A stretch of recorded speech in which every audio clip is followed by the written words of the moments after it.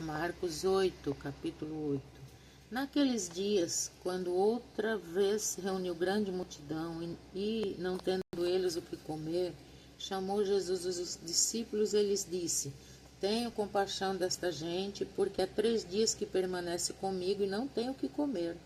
Se eu os despedir para suas casas em jejum, desfalecerão pelo caminho. E alguns vieram de longe. Mas os discípulos lhe responderam: De onde poderia alguém fartá-los de pão nesse deserto? E Jesus lhes perguntou: Quantos pães tendes? Responderam eles: 7. Ordenou ao povo que se assentasse no chão e, tomando os 7 pães, partiu-os.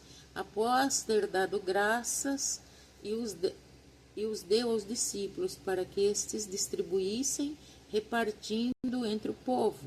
Tinham também alguns peixinhos, e abençoando-os, mandou que eles igualmente fossem distribuídos. E comeram e se fartaram, e 2 pedaços restantes recolheram 7 cestos. Eram cerca de 4.000 homens, então Jesus os despediu. Logo a seguir, tendo embarcado juntamente com seus discípulos, partiu para as regiões de Dalmanuta. Dalmanuta, não é Dalmata. Eu confundo às vezes Dalmanuta com Dalmata. O Dálmata, né? Aqui não tem acento, é Dalmanuta. E saindo os fariseus, puseram-se a discutir com eles, e tentando-o, pediram-lhe um sinal do céu. Jesus, porém, arrancou do íntimo do seu espírito um gemido e disse: Por que pede esta geração um sinal? Em verdade vos digo que a esta geração não se lhe dará sinal algum. E deixando-os, tornou a embarcar e foi para o outro lado. Ora, aconteceu que eles se esqueceram de levar os pães, e num barco não tinham consigo senão um só. Preveniu-os Jesus, dizendo: Vede, guardai-vos do fermento dos fariseus e do fermento de Herodes. E eles discorreram entre si, e que... E por que não temos pão? Jesus, percebendo-o, lhes perguntou: Por que discorreis sobre o não terdes pão? Ainda não considerastes, nem compreendestes? Tendes o coração endurecido? Tendo olhos não vedes, e tendo ouvidos não ouvis? Não vos lembrais? De quando partiu os 5 pães para os 5.000? Quantos cestos cheios de pedaços recolhestes? Responderam eles: 12. E de quando partiu os 7 pães para os 4.000 homens? Quantos cestos cheios de pedaços recolhestes? Responderam: 7. Ao que lhe disse Jesus: Não compreendeis ainda? Gente, pensa no povinho devagar, viu? Esses discípulos eram muito devagar. E cá para nós, gente, os judeus foram muito devagar. E estão sendo devagar até hoje. Eu cresci ouvindo, porque meu pai era de origem português, né? Meu pai contava muita piada de português. Ele mesmo era português e ele mesmo contava piada deles. E eu escutei eles dizendo que todo mundo chamava os portugueses de burro, porque eu não sei, né? Os portugueses foram espertos até demais. Chegaram num país que já era habitado, que já tinha estrada, e eles tomaram posse. Quem ensinou o jeitinho brasileiro foram os portugueses para nós, essa é a verdade. E que está quebrado em nome de Jesus, né? Nós não queremos nem o jeitinho brasileiro aqui, queremos o jeitinho de Deus aqui, o jeito do céu. Mas eu fico pensando, como pode, né, chamar o português de burro? Com todo respeito aos judeus inteligentes, realmente os judeus foram burros sim, gente, foram burros.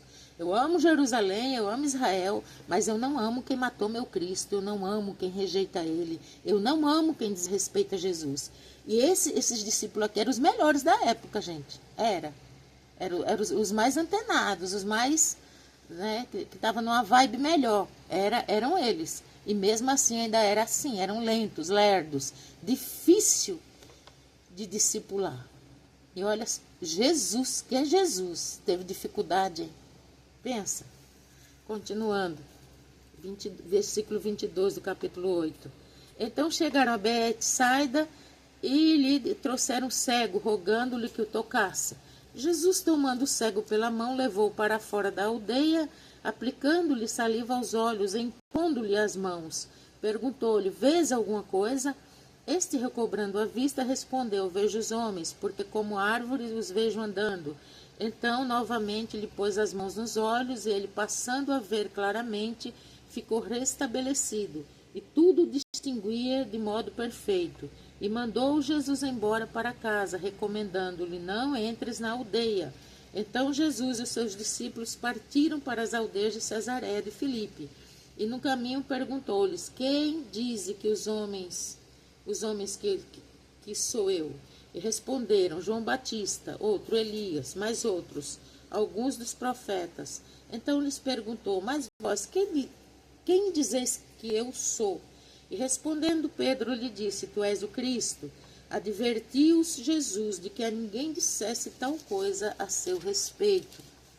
Que os caras já enchiam o saco de Jesus Cristo, já perturbava, já tirava, faziam de tudo para desestabilizar Jesus, só que não conseguiram, né? A maturidade emocional de Jesus é um exemplo a ser seguido por nós hoje. Aliás, tudo que Jesus fez é um exemplo, né? Ele é exemplo em tudo, é referência para todos os tempos. Então começou ele a ensinar-lhes que era necessário que o Filho do Homem sofresse muitas coisas, fosse rejeitado pelos anciãos, pelos principais sacerdotes e pelos escribas, fosse morto, e que depois de 3 dias ressuscitasse. Isto ele expunha claramente, mas Pedro, chamando-o à parte, começou a reprová-lo. Jesus, porém, voltou-se fitando os seus discípulos, repreendeu a Pedro e disse: arreda, Satanás, porventura cogita das coisas de Deus, e sim da dos outros.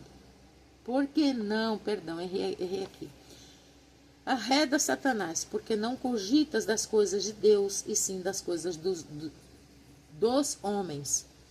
E aqui Jesus não estava falando diretamente com Pedro. Jesus estava vendo exatamente quem estava soprando na orelha de Pedro o que Pedro estava falando. Quem estava ditando as palavras para Pedro. E foi a Satanás mesmo que Jesus mandou embora, não foi a Pedro. Então, convocando a multidão e juntamente seus discípulos, disse-lhes: alguém quer vir após mim? A si mesmo se negue, tome a sua cruz e siga-me. Quem quiser, pois, salvar a sua vida, perdê-la-á. E quem perder a vida por causa de mim do Evangelho, salvá-la-á. Que aproveita o homem ganhar o mundo inteiro e perder a sua alma? Que daria o homem em troca da sua alma?